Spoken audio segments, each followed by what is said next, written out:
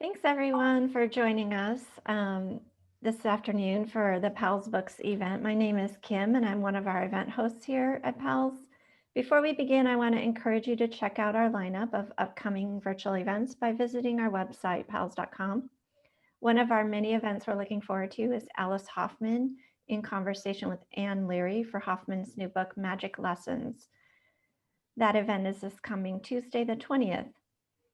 Please also consider following us on Twitter, Facebook, and Instagram.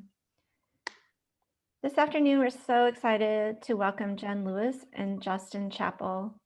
Jenn Louis has enjoyed a culinary career spanning more than 2 decades. She grew up believing that a creative path was in her future and found her calling early in the kitchen. She has owned several highly acclaimed Portland restaurants, as well as a wildly successful full-service catering company. Louis has competed on Bravo's Top Chef Masters, was named one of Food and Wine's best new chefs in 2012, and her simple, sophisticated cooking style, championing seasonal Pacific Northwest U.S. ingredients, has earned her 2 nominations for the James Beard Foundation Award of Best Chef Northwest. Her debut cookbook, Pasta by Hand, published in 2015 and was nominated for an IACP award. Her second book, The Book of Greens, won an IACP award in 2017. The book was also nominated for a James Beard Award. Louis is involved with nonprofits including Alex's Lemonade Stand Foundation and Portland Homeless Family Shelter. She lives in Portland, Oregon with her 3 cats, Wasco, Silverado, Silverstein, and Tove. It's Tove. And Silver is by Silly. That's what everybody calls him, so be casual. She also loves to garden, read, and cook for her neighbors, especially chicken soup. Speaking of chicken soup, Louis's new book, The Chicken Soup Manifesto, is a celebration of one of the most widely interpreted and beloved dishes the world over. With more than 100 recipes dedicated to this one special, often humble meal, Louis shows readers how chicken soup is not only a source of heartwarming sustenance, but also a cure-all and the ultimate expression of love. Joining Louis in conversation today is Justin Chapple. Chapple is the culinary director at large of Food and Wine. He is the host of their video series, Mad Genius Tips, for which he was nominated twice for a prestigious James Beard Award. Justin is the author of Just Cook It and Mad Genius Tips. He has been featured in Food and Wine, People, Oh, the Oprah Magazine, Rachel Ray Everyday, and Real Simple magazines, among others, and he appears regularly on NBC's Today Show and the Food Network Kitchen. Originally from California, Justin moved to New York City in 2003 and is a graduate of the French Culinary Institute in New York City. This afternoon's event will include an audience Q&A. Please use the Q&A button at the bottom of your screen if you'd like to ask a question, as well as if someone has typed a question that you'd like to know the answer to, please upvote that particular question by clicking the thumbs up button. Most importantly, please consider supporting Jenn and Powell's by purchasing a copy of her new book. I will share a link to purchase the book at powells.com in the chat a couple of times today. Jenn, Justin, it is such a pleasure to welcome you, and thank you for joining us today. Thank you so much. Thank you. Hi, Jenn. Hi, Justin. How are you? I'm going to give you a hug like this. Mwah. These are wild and crazy times, but I'm so glad to be here and to join you in conversation about your new wonderful book. Thank you. It's so fun that we're crossing the 2 coasts right now too. Like we're kind of hugging the country, which it needs. We are virtually, and it's funny because I had to check my calendar like every single day to remind myself of the time difference. Right. I kept saying, wait, is it 2 o'clock my time or is it 2 o'clock Pacific time? I got to double check because I am here in upstate New York. And I do want to say thank you to all the participants tuning in. I'm excited to join Jenn for this conversation. And I want this to be really, really casual, Jenn. I think we should just have fun. And I think we should talk about all the things that people are going to let us know they want us to talk about via the Q&A button. But I think for starters, I just want to tell a little bit about how we know each other. Yes, please. As it was mentioned in the introduction, I am the culinary director at large of Food and Wine, where I have worked since 2010. But in 2012, Jenn Louis was a Food and Wine Best New Chef, which I think you have one of your pieces of award behind you, the skillet. And you should show it. Show it. It's like, there is your trophy. One of those, silly trophies. It's an all-clad skillet that they give you. I don't cook with it though, but I keep it. It might get scratched. So in 2012, when Jenn was named a Food and Wine Best New Chef, at the time I worked in the Food and Wine Test Kitchen, and I got to test all of the recipes that came from the Best New Chefs that we put in our magazine.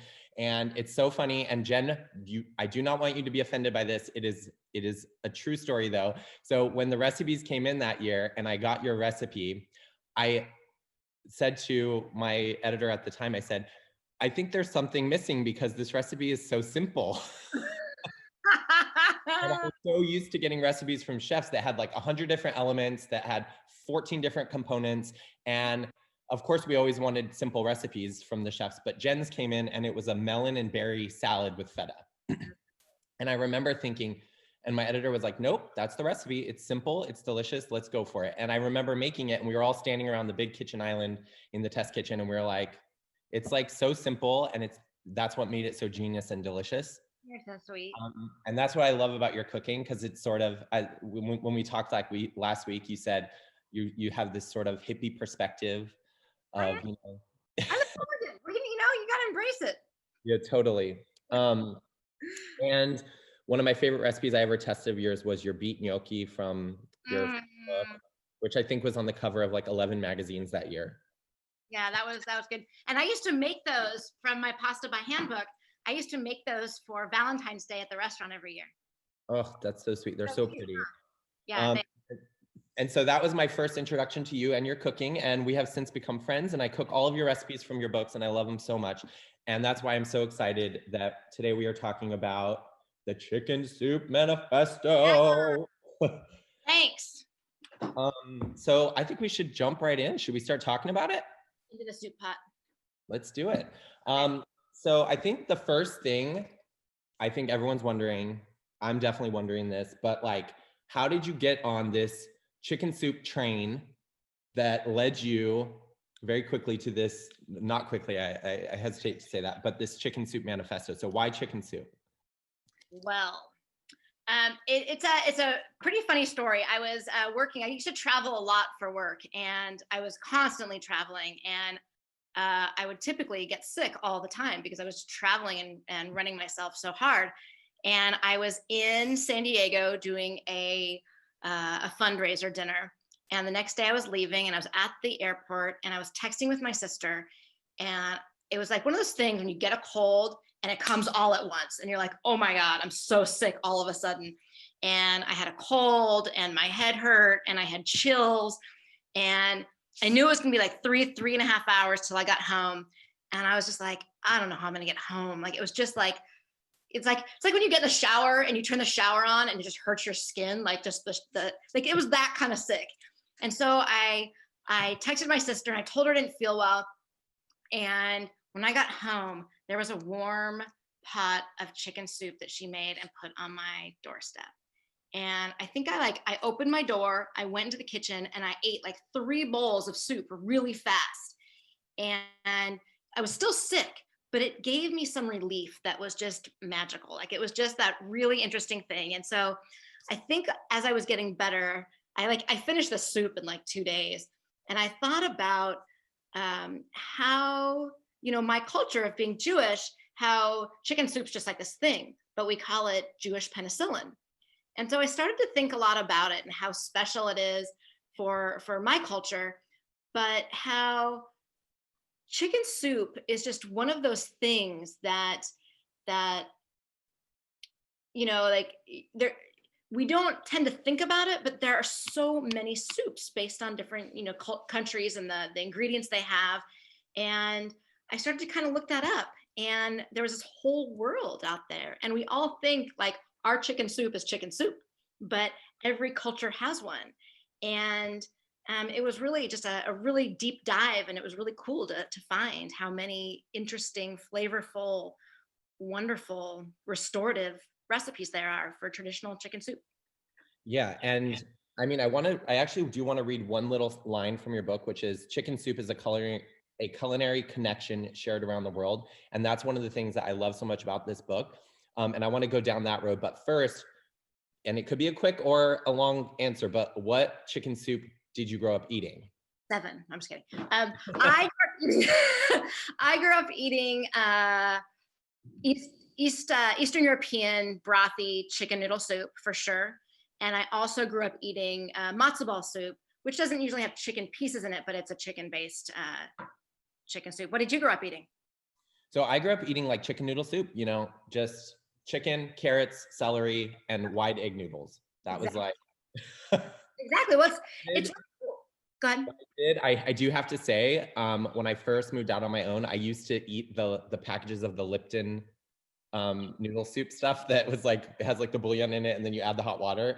Yeah, well, we all had those days where it's quick, easy, and cheap. So that kind of Totally. that bridge of hunger for us. So let's start talking about like what the book is, and so that everyone can grasp, because I'm assuming some of the people tuning in do have copies of it because it went on sale a month ago? Yeah, maybe 5 or 6 weeks ago. 5 or 6 weeks ago. So I'm assuming and hoping some of the people tuning in have their copy already. If not, it looks like this and you got to get your copy. But I want you to tell people about, like, in general, like, what is the book and what is it, what should they expect when they open the pages? Because you sort of touched on it already, which is like you started realizing and researching this, how chicken soup sort of connected, is like a culinary connection around the globe, right? It was neat. It was. So I'll go through a little bit. But what was really cool about that is, as I was looking for different recipes, and I would get to talk to all these different people and trying to research, who has a chicken soup recipe. And I post on Facebook and I'd be like, hey, anybody have a traditional chicken soup recipe from any culture that you grew up with? And lots of people had one. And it was super interesting. And when I would make chicken soups and I would recipe test, people would comment, oh my gosh, I grew up with that one. Or somebody actually on Amazon, they were reviewing the book and they said, oh, that through this book, I learned that the soup that my mom made growing up, the chicken soup, was Moldovan. And so it was really interesting for people to be able to have this encyclopedia to find out, oh, that's why I had that chicken soup growing up. But the book is kind of structured. It's recipes by country. So you kind of go through continents and it'll show you kind of how different continents have, different ingredients, and that's what's dominant there. So in Asia, you'll see a lot of rice and soups. You'll see in Europe, in Northern Europe, you'll see more potatoes and noodles. And some in Asia, maybe they're rice noodles if you're in Southeast Asia. In South America, you'll see more corn and potatoes and yuca and sweet potatoes, and the broth gets really sweet. So the book goes through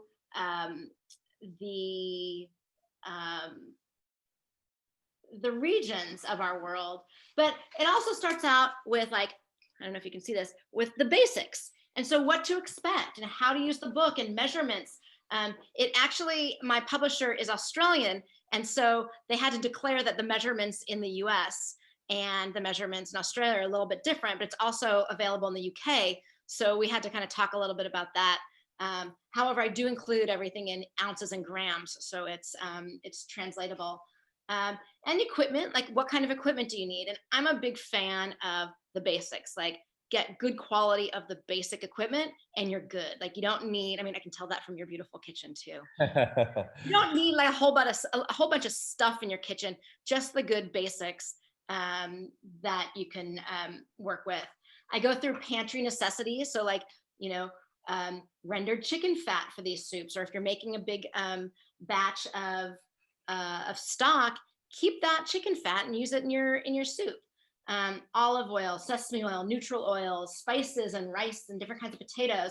And this is one of my favorites. This area is what's the difference. There are all these different words and types of broth, stock, bone broth, consomme, bouillon. What are the difference and what are they and what are they used for, and can you use them interchangeably? So that was a really fun one to write. And then I start with chicken essentials. What cuts of chicken do you use? Can you use, if you have a rotisserie chicken, can you use that to make chicken soup? Of course. And then all the different pieces of that. So there's a lot of parts. It's not even very long, but there's several pages in the beginning that really kind of give you a good idea, because most of us have, chicken around, but maybe it's not what the recipe says. So how do you alter that?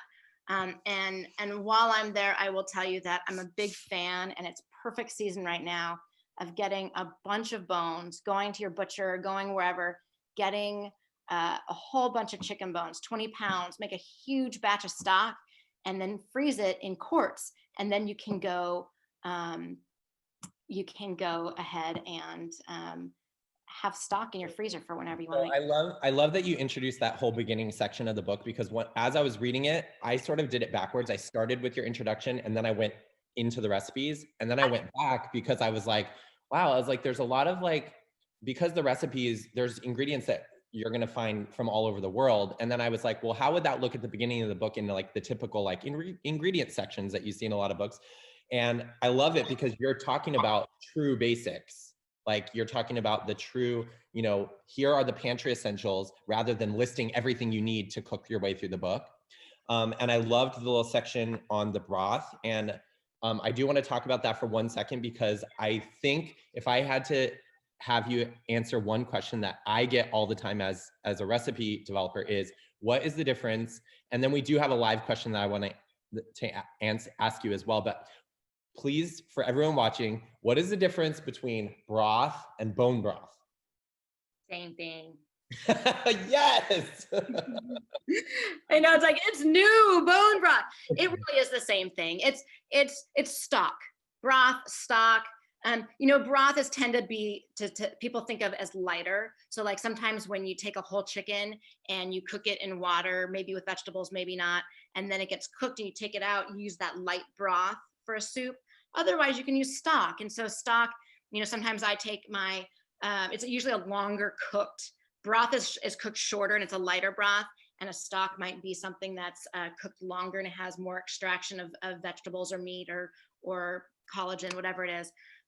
In your broth, but really bone broth is good old fashioned stock.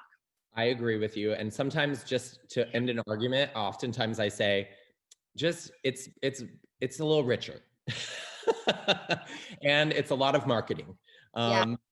But so we do have a live question here that I want to ask, because it's about stock. But Sarah is asking whether you think you can make a really good stock with a pressure cooker, or an Instant Pot or something like that.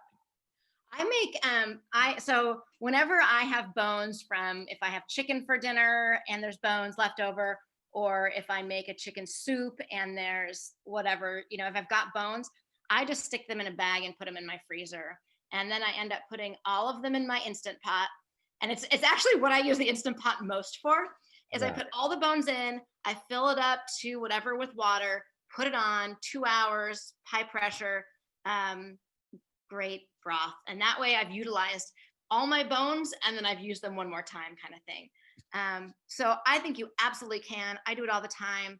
I am not very good at using a pressure cooker or Instant Pot. There's a couple things I know. There's one recipe in the book for kanji. It's Kanjee from Sri Lanka.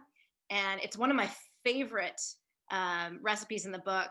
And I remember when I recipe tested it, it's Rami, Mojwood, who I went to high school with. He told me about the recipe. So I put everything in the Instant Pot, put the lid on, and my friend and I went for a walk. And afterwards we came back, and it was kind of a rainy day. We came back to my house, and this is obviously before COVID. And because she came into my house. And we knew people and we interacted with them. Right. Outside of a screen. And we opened the pot, and I'd cooked it with a whole leg, like a leg and thigh or 2, maybe, I can't remember. And it was so beautifully cooked. Like I just stirred it and all of the meat fell right off the bones. And it had turmeric and coconut milk and curry leaves. Like it was just the best. And I ladled it and we ate it in our bowls. And then before she was leaving, when she was gonna leave, she's like, can I bring some leftovers home? And it was just one of those things. So that was made beautifully. And I do have the ingredients and the method for an Instant Pot in the book. Yeah. It turned out beautifully, but I'm not great at cooking everything in an Instant Pot. No, me neither. Okay, so you kind of described that the book is organized by continent and then by country, and I love that so much. And one of the things I would love to know about this, and I hope other people would love to know about this, is because you got all these recipes from like all over the world, and I'm not necessarily saying you got them from all over the world, but I guess what I'm saying is, how did you do the research for this? Because this book has so much information in it. And I'm like, with every recipe, I'm learning so much about a culture, about a person or a place or something that's classic or something that's reinvented. I mean, like, I feel like I love how much I learn reading through the book. And so like, how the heck did you research this book? How did it come together? It was pretty crazy. And I think like you've written a couple books, you know that there's not a lot of money available for writing a book. Like it's not lucrative. It's fun. It's amazing. You learn so much, but there's no travel. There's no budget for any of that. So a lot of it is, if you're doing something that's international, you either like with my pasta book, Pasta by Hand, that one I paid for travel to Italy on my own. Like it was really important to me, and I knew that I needed that one trip, and so I organized it really well. But for this book, I didn't do that. When I would travel, I would make sure that I learned about chicken soup when I was in different places. But otherwise, it was talking to a lot of people. It was a lot of research online, which is amazing. A lot of, like I said, I went on Facebook and I'm like, who has information? It was a lot of talking to people. One of my favorite stories is there's Palestinian chicken soup in the book. Oh my God, are you kidding me right now? It's so good. I have it marked. Yes. So that was a really, really special experience. I was coming back from Israel from my friend Adina Sussman, who's also a cookbook author, from her wedding. And we were on the plane, and it was kind of just like one of those long plane rides where you check out as much as you can. There's a woman sitting next to me, and partway through the flight, she just looked at me and she goes, "Hi, I'm Hanan. I'm a Christian Palestinian, the peaceful kind." I'm like, cool. And I looked at her and I'm like, "Hi, my name's Jen. I'm an American Jew, the peaceful kind." And then we started talking, and she lives in San Jose, California. Mm-hmm. And I never asked her anything about chicken soup or anything like that. She starts telling me about her mom's Palestinian chicken soup. And I'm like, oh yeah. And she told me with such detail and how it looks, like how much she added of these different things. And I just took a really clear mental note, then I wrote it down, and I put it in the book because I thought it was so special. And it's one of those things that we have in common. So it was always just really talking to people, listening, and a lot of research in different places. Who's got, somebody would say, "Oh, I've got a friend from, Algeria. You should talk to her." And so it was just a lot of networking and talking to people, which, sounds pretty perfect with trying to understand food from culture. So yeah, and I as a recipe developer and cookbook author, I know that sometimes it can be really hard to translate a recipe in a way that is still true to its original form. Mm-hmm. And one of the things that I love about your book are the head notes, specifically because you dive so deep into who the person was that maybe either gave you this recipe or inspired it, or like the place that you traveled to, that this is like a common thing. And I feel like it's a combination travel book through the lens of like obviously chicken soup. Right. Because you do, to your point earlier, when we talked before, we talked a little bit about geography and how geography can influence food in a way that is like mind-blowing. Oh, absolutely. Absolutely. Like, And it's fun. Like I can still like leaf through this and I have very personal, very cool memories of each soup and developing them and photographing them. And it's really nice. And one thing when we had spoke before that I thought was so interesting, and I would love for you to sort of talk about it in just a little bit even, was how, you know, when you started doing research and learning about the different chicken soups around the world, how there could be one region of the world that has like maybe two different kinds of chicken soup that are so connected because maybe at one point they were the same. And Right. then you were talking about how like it could be everything from like the border of a country changes. Right. It could be politics, it could be, you know, anything. And like, so how do you see that in the book and how do you address that in the book? Well, it's cool. So one of the, so I'm going to give you a few examples because I think they're so neat. So one of the examples is there's a soup.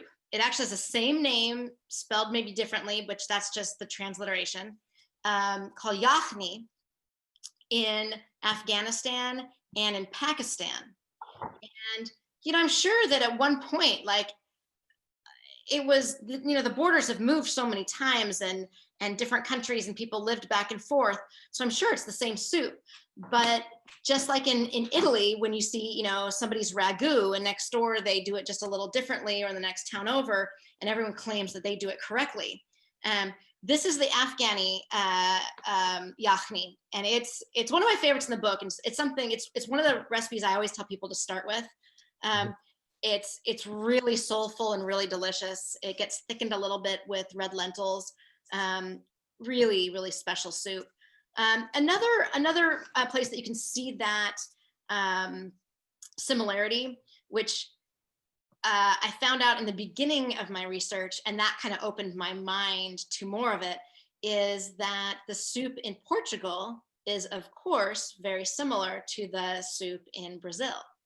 And, you know, they speak the same language, they have similar food.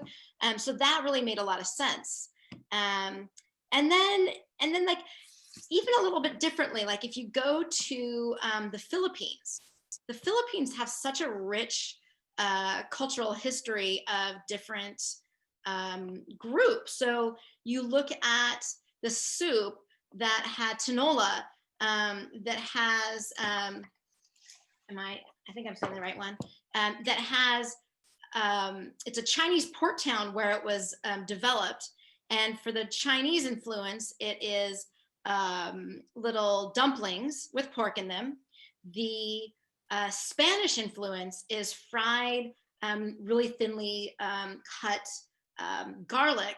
And then for the Filipino edition is fish sauce. And so you see the melding of three cultures that live together, being part of this really iconic soup in the culture. That's like one of my favorite things about this book is that. And I think choosing to organize it by region, it almost tells that story as you go through the recipes. Right. You see the connections, and I love that so much. So if you had to say, so I think that the most noticeable thing is the ingredients and how they change based on the region. If you had to say like what the most common ingredient besides chicken, obviously, that is used across the world as a whole, like what would that be? And that's probably a really hard question, but the reason I'm asking is because I was reading through the book and you were talking about how a lot of times there was a starch and it just depended on where you were, what starch was used. Like some areas it'd be a noodle, or sometimes it would be a rice, or sometimes it would be, you know, potato.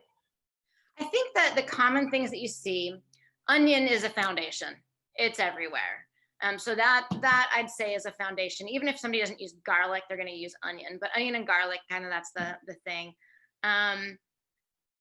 I'd say that starch factor is really interesting, because if you think about it, chickens are, it's a humble dish. So chickens are in many countries running around somebody's yard, and so they're accessible.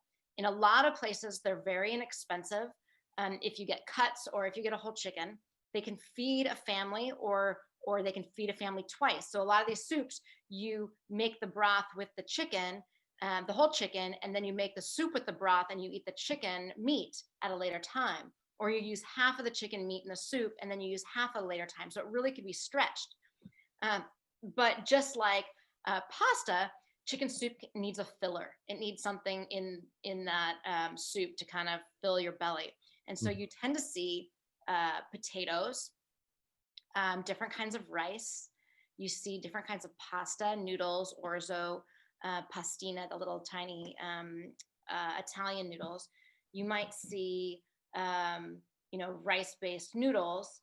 And then, like I was saying earlier, that whole host of really cool corn, and even like plantains. There's a really great recipe that is Caribbean that has coconut, plantains, and chicken. And at first I was like, that sounds really bad. It's not. It's so good. Like I was like, who knew? Coconut and chicken soup. It's totally delicious. And you sort of touched on, we have Christopher who chimed in the Q&A box. And by the way, everyone watching, looks like there's 30 of you. That Q&A button is live. Don't forget to use it. Christopher says in the Caribbean, corn is used a lot, Yes. which you sort of just touched on. Super delicious. It makes the broth sweet. It's so nice. Yeah. And so I love this question from Shelly because it actually brought me onto one of the topics I wanted to ask you about, which was about technique. And because, a lot of people think, you touch on it a little bit at the beginning when you talk about like not boiling your chicken and stuff like that. But like, if you looking at all your research, is there like, what are some of the techniques that you might have learned that you didn't necessarily kind of use on an everyday basis, in your own cooking? Or maybe you did, I don't know. But are there any like techniques that you sort of like learned along the way that you're like, you would like to point out? Well, I do want to say, I think that what you just brought up is really important. One of the things with chicken soup or making stock is you want to cook it slowly, and you want to do that for two reasons. You don't want to like a rapid boil. You want a really soft, what I call a lazy simmer. And the reason for that is, one, when you're making stock, you don't want a rapid boil will emulsify your liquid, your broth, with the fat and make a greasy soup. And so you don't want that, of course. And then you also want to cook your meat really slowly. Meat that is braised, so that means something cooked in liquid. So like if you braise short ribs, or if you take chicken thighs and braise them in stock or with vegetables, etc. You want to cook it slow, and that's what they say, low and slow. And that makes the meat really tender. And if you cook it fast, it's going to get really tight really quickly. But if you cook it slowly, it just cooks all the way through. It becomes tender. It keeps all that nice moisture in it. So that's that thing. And I think that's really a big piece of making good chicken soup. Other things that I learned. This is a stumpy one. Well, I think that one, like in particular, struck a chord for me, because you actually explained it in a simple way, like about how the fat gets emulsified in the broth, which then makes it feel greasy. Like just saying it as simple as that is just like, I feel like everyone can understand. Right. That's like a takeaway, There's a couple different ramen recipes.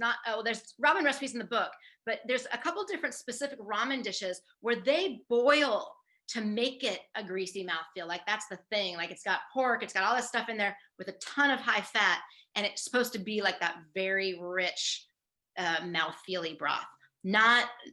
It's not my favorite mouthfeel, but in that specific dish, it's supposed to be like that. So I want to bring in a question from Eileen, because it has to do with something you talked about earlier, where you were sort of like, you know what, you can use whatever chicken you have on hand to cook through this book. Like even if a recipe calls for a chicken thigh, like you can use a drumstick or a wing or like whatever.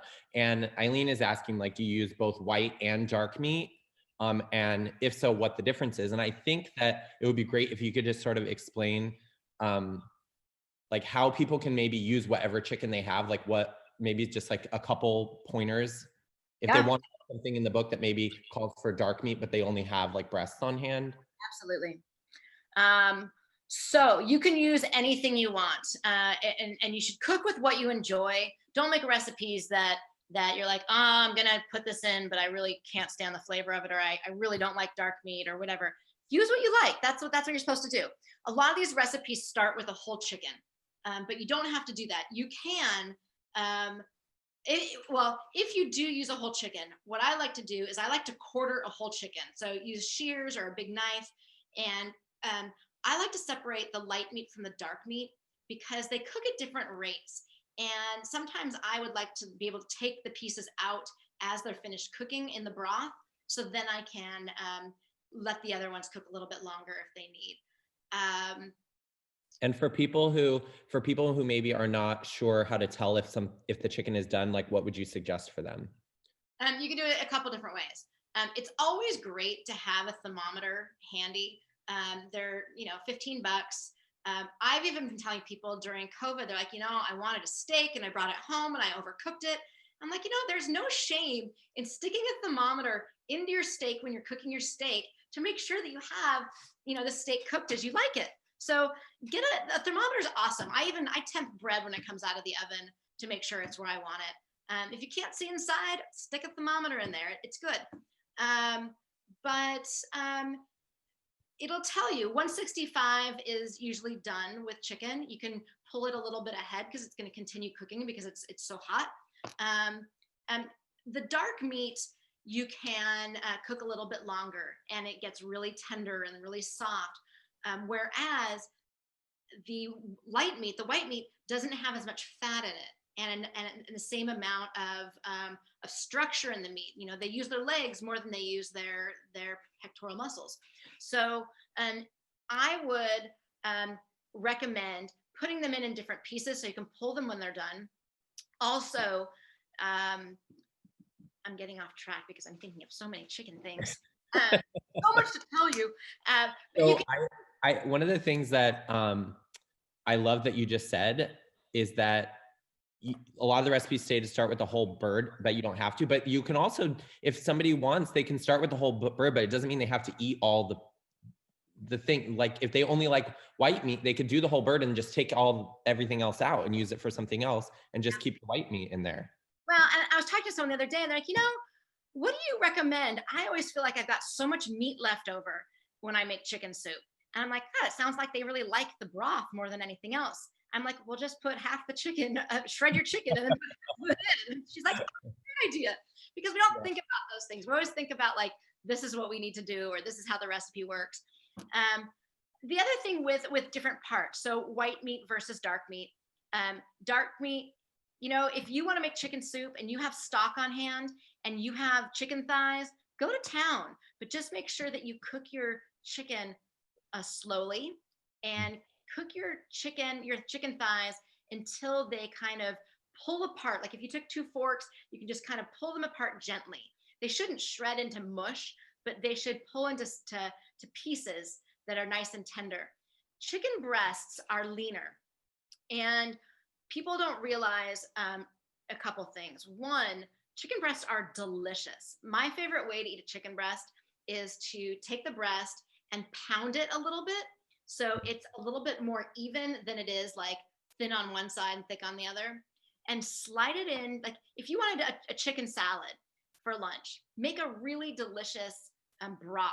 It could be chicken stock or it could be water with some slices of lemon, some bay leaves, some rosemary, some salt, some pepper. Slide your chicken in and cook it just at a super, super lazy simmer and pull it out when you can feel it, when it's just like firm. Yeah, it's firm. It's kind of like if you're holding your hand, it's kind of like this muscle right here. It shouldn't be soft. If you make a mistake and you cut it and it's still a little raw, throw it back in, no big whoop. I love that, by the way. I don't mean to cut you off, but you say that a few times in the book. No big what? And I love it. It's not a big deal. It's just chicken soup. And the thing is that just make sure you do it carefully and gently. But I like light meat. I like dark meat. I like it all. So I like using a chicken or a half a chicken. But I don't always have one in my house. And, you know, I don't go shopping every week right now. I try to go every 2 weeks. I get produce delivered from a farm. So, you know, just use what you have and use what you like. So we have a question from Robert, and I want to answer it live because it's a question that I actually had for you, because my favorite thing in the whole world is the roast chicken. And so I'm actually really, really, really excited about cooking through this book because chicken is my favorite protein. I think it's most people's favorite protein, and everything looks so delicious. But I wanted to ask you, because whether I go to the store or I send my husband to the store, like I'm always like very specific about the size chicken I want. Yeah. Are you also very specific about that? And if so, what is your go-to size for chicken? Oh, I like around a 3-pound chicken. And this is actually a good point. Chickens I'm not a snob with food. Like I think that like the chefy world can get a little out of hand some days. And when you translate something like this book into home cooking, which chicken soup should be home cooking, I think it's really important to remember that yeah, get the best quality food that you can, but no one needs to like be elitist about this. Some places chickens have gotten very expensive. I've had a lot of people comment on my Instagram and talk to me about where do I buy chicken. I went to this, like people are like, I went to this, you know, the bougie grocery store up the street from me, and people are like, it's like $18 for a chicken. And I'm like, go to Trader Joe's. They have good natural or organic chicken. The quality is awesome, and it's like $13.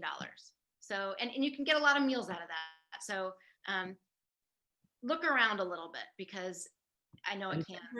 Sometimes like where I am here, I'm in the Catskills right now, and it's actually cheaper to buy the chickens from the local folks, because you can get it for like, I can get a whole chicken for like $9 sometimes. And yum. And it's fresh. And it's like super good. I love it. So I would say like, so to answer Robert's question, what do you think like the average weight is? Maybe 3.5 pounds probably? Yeah, I'd say I recipe tested with 3.5. If you have 4.5, don't worry about it, 5. Or you can cut part of the chicken and use it for that and part of the chicken for something else. Totally agree with you. We are on board there. I think I do want to remind people the Q&A button is there. I do want to, I hope I'm pronouncing this right. Is it Michael? Is that, what's that? Michal. Oh, she Michal. goes by Mickey. We have known each other since we were like, what, 10? Something like that? Little kids. Yeah. I love it. So she's asking what my next question was going to be, which is like, what are some of your favorite recipes in the book? Well, I will tell you. Probably very hard. It is hard, but there are some that I really loved. Well, I grew up just north of Mexico, like really southern California. And I do love the pozoles a lot. There's a green and a red, and they're delicious. I also really love the soups from Turkey. They're super good.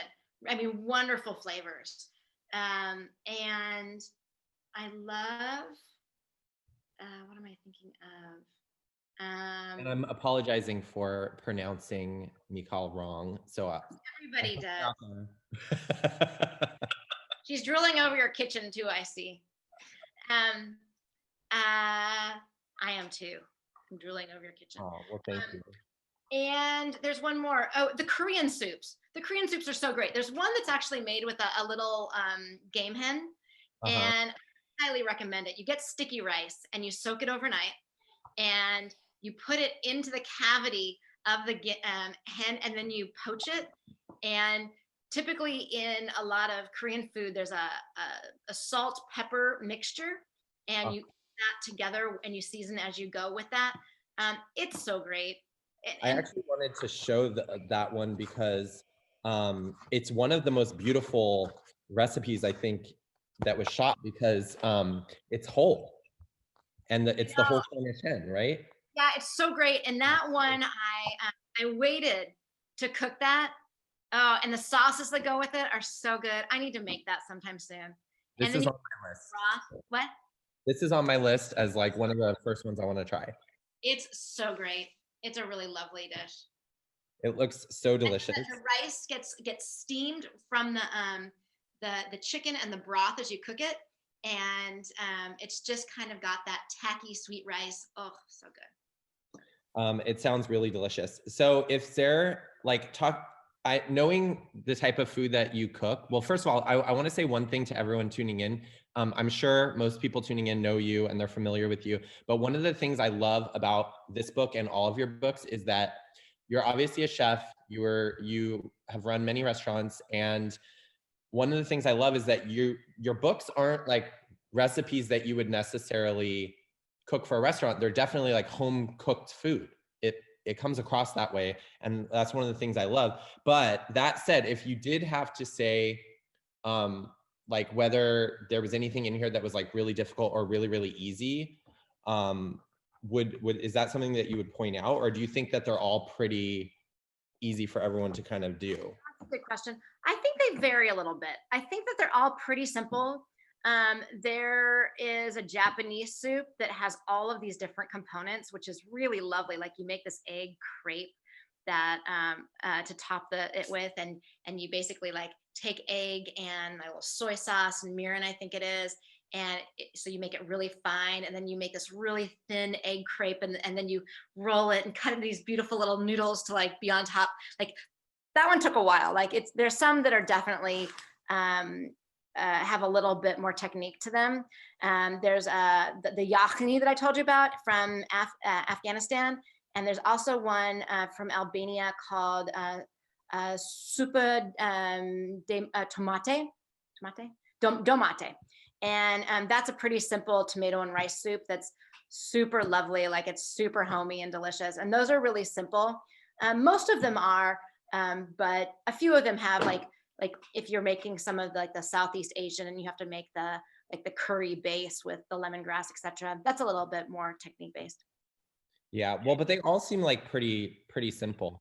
And I think like our plan for this was to like go into like a separate Q&A period, like the last like 15, 20 minutes. But I think if everyone's been sort of like dropping their questions in as we go. So if anyone has questions they want Jenn to answer specifically, now's your chance to sort of like drop it in that box. Otherwise, we're going to answer some of these questions and maybe talk more about just some of the really delicious recipes.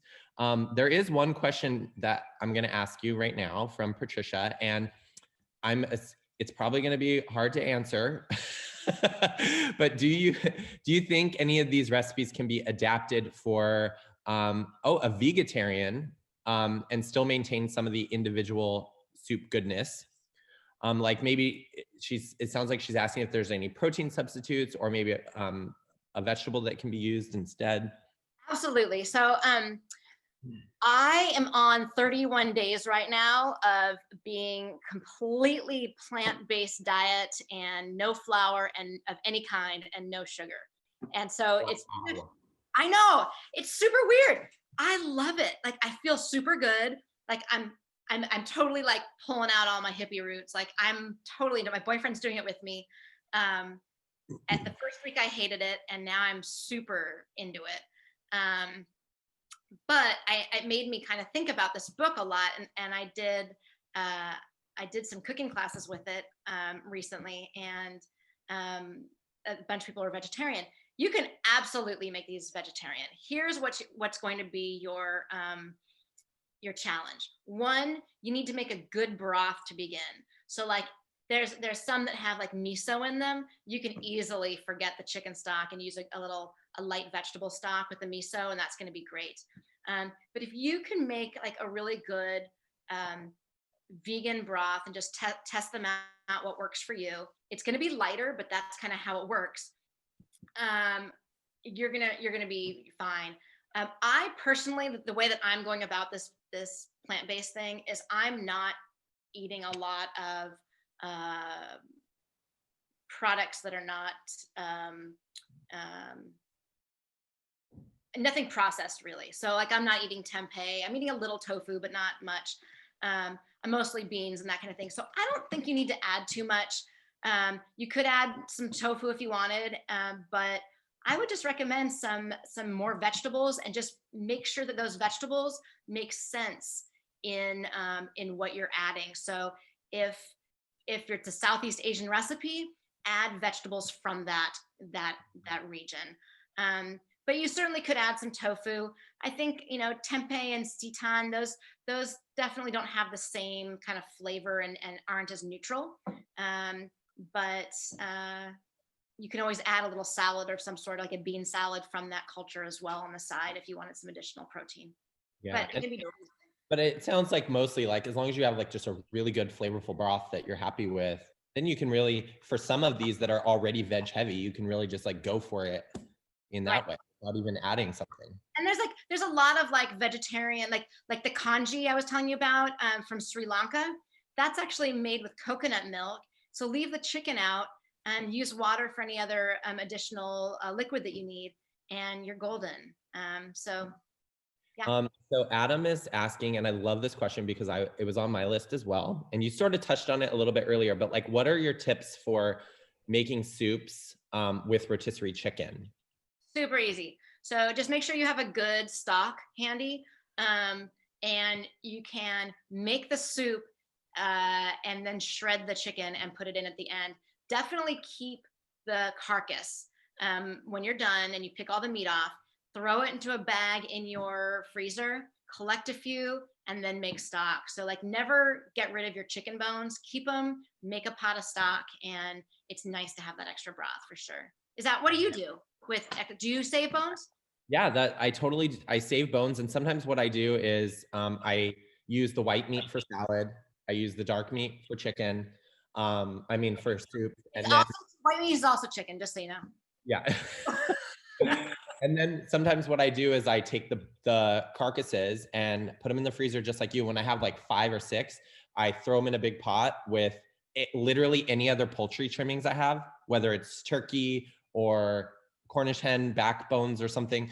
Or even like, I don't know if you do this, but if I'm at the grocery store and they have like chicken feet, I'll buy like a pack of chicken feet, and then I throw those in there because they give it so much like gelatin that you get this like broth that basically, once it's cold, it's like Jello, and once it's hot, you can like melt it down, and it just like is so good.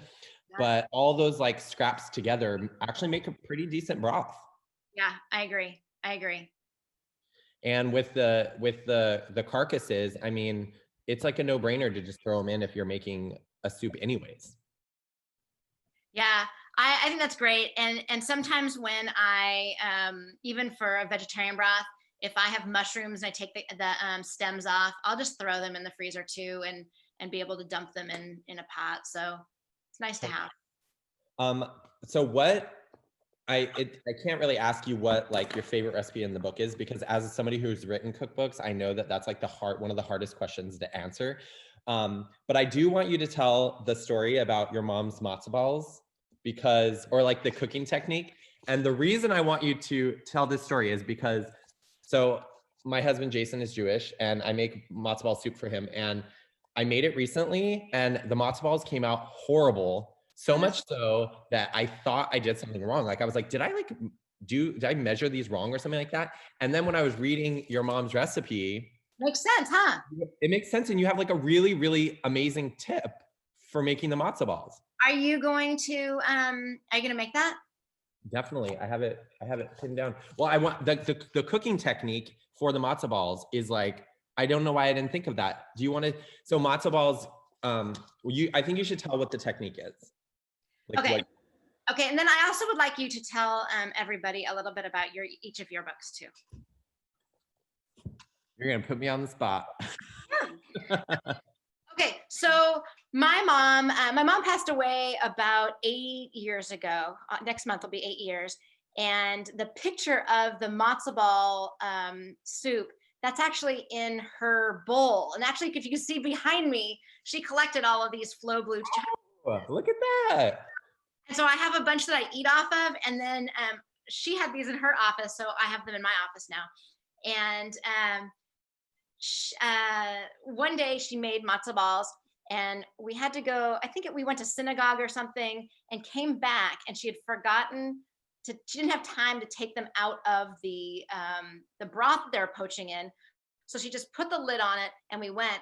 And when we came back, she took them out, and the texture was amazing. And everyone likes their matzo balls differently. I Like, agree. some people like them really firm, some people like them really. I like a firm middle and really soft on the outside.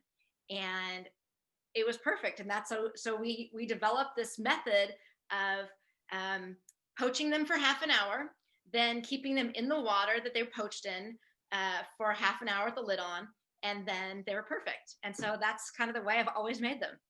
I love it. I can't wait to try it.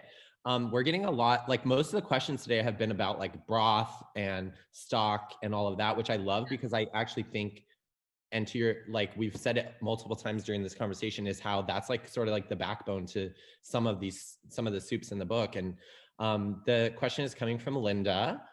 Who, she's asking, is it worth the extra effort to roast the bones first and then make stock? Well, and when would you use that technique, if you would? That is a really good question, because there are two different kinds of stock. There is a blonde stock or a brown stock. And so with most of these soups, you're making a blonde stock. And so you're making a really light broth, and then taking the chicken out and making the soup, and then using the chicken that you've used in that light broth. If you were to make a blonde stock, you would do the exact same thing with chicken bones, with a little bit of meat on them. Sometimes you use vegetables, and that would give you a blonde, clear, beautiful stock. Sometimes you want something richer and more caramelized. And so that's when you roast your bones. And you can do that with chicken bones, beef bones, pork bones, lamb bones, whatever you want to do that with. And that's going to give you a richer, more caramelized stock that's going to be darker, and that's your brown stock. So you can use either one. They don't always make sense depending upon the flavor profile, but you can do either one when you make stock. In my book, in the back, I have my favorite stock recipe. And what I talk about is making a double stock. And I did this at my restaurant a lot. It costs a little bit more, but it's a pretty special consistency and flavor. And what I do is I will make stock with bones. And then when I'm done, I strain it. I get rid of those bones. And then I use the stock that I made to pour over fresh bones and make what I call a double stock. And that's really rich. And I used to use that for a lot of making pasta sauces. So you have that really nice gelatiny, rich flavor when you have a meat sauce. But it's really your choice, and you can do either way. I love that you touched on the double stock, because sometimes when I only have, like, let's say one little carcass, or I don't even have a whole carcass, maybe I just have the backbone of a chicken. Sometimes what I do, rather than just throwing it in the freezer, is I will actually add that to a pot with like half water and half stock that I already have. Oh yeah. And just like reinforce that stock. And it's it's kind of like a sourdough starter. You always have some of that original in there. Chicken stock starter. I hope that answered Linda's question. I'm pretty sure it did. And it looks like we just have like a minute or two left. Is there anything that you like here, we got a question from Christopher. 2 decades ago, he was served a chocolate soup with miniature brownies as croutons. Do you have any, and is there any history of dessert soups? And this is obviously outside of the realm of chicken soup, but maybe you've come across that. No, this is interesting. And I can't tell you a lot about it, but there is a chicken soup in Turkey that is they use the chicken for some dessert. And I don't know a lot about it. I probably should research it. But there is one in Turkey, and it totally blows my mind. But there are some of those. And I'll take the brownies and the chocolate soup. Yeah, thank you very much. Maybe with ice cream melt slowly in there. When I was in culinary school, we made a rhubarb consomme, which was like a soup that we served for dessert. Is there anything that we have to know about this book? No, I wanted you to talk a little bit about your books too. Well, I'm not going to go into a lot of detail about my books, but I will show this book because I think Powell's has it available. I think they dropped the link in the chat box. This is my second book, Just Cook It, which is a very general cookbook. And I actually wanted to talk about that at the beginning, and then I didn't go down that road because, as a cookbook author, and I know, but like a lot of the rest of the world doesn't realize that you can have like a single subject book, or you can have like just a general book that's just full of like recipes that are from wherever. And that's sort of what my book is, which is very different than a very specific idea like chicken soup. And I have to say, books like this and books like The Book of Greens and Pasta by Hand, like I love your deep dive into these single topics, because a single topic doesn't mean there's just one thing to talk about. There's like so much there. Well, I'm going to say one thing, but and before I go there, I just want to say that the really cool thing about your books is all of your tips. And you have this amazing way of making things fun and simple and approachable, so that it's, when you go to culinary school, you learn a lot of tricks, and in a restaurant kitchen, or when you work, in a test kitchen, you learn a lot of tricks, but at home you don't. And a lot of what you share is, here's how you do it. And it doesn't mean that it's got to be laborious. It can be fun, and it can be silly, and it can be, whatever, but it's all those tips that help you refine your skills, have a good time with it, and make it really fun. And if you don't follow Justin on social media, he is super funny, and he puts videos that are incredible up. So you should definitely follow that. I wanted to talk really, really quickly about, just so you know, I do have 2 other books available. If any of you are interested in pasta, I wrote a book called Pasta by Hand. It was my first book. And it is about gnocchi and pasta like gnocchi throughout the country of Italy, from north to south.